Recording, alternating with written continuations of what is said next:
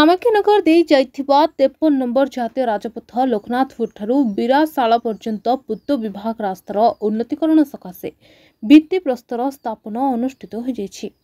अनुष्ठित कार्यक्रम में ढेंकानाल सांसद रुद्र नारायण पाणी मुख्य अतिथि भाव जोगदे एही अंचल रे उन्नति सकाशे सरकार नेउथबा विभिन्न पदक्षेप संपर्क में आलोकपात करथिले।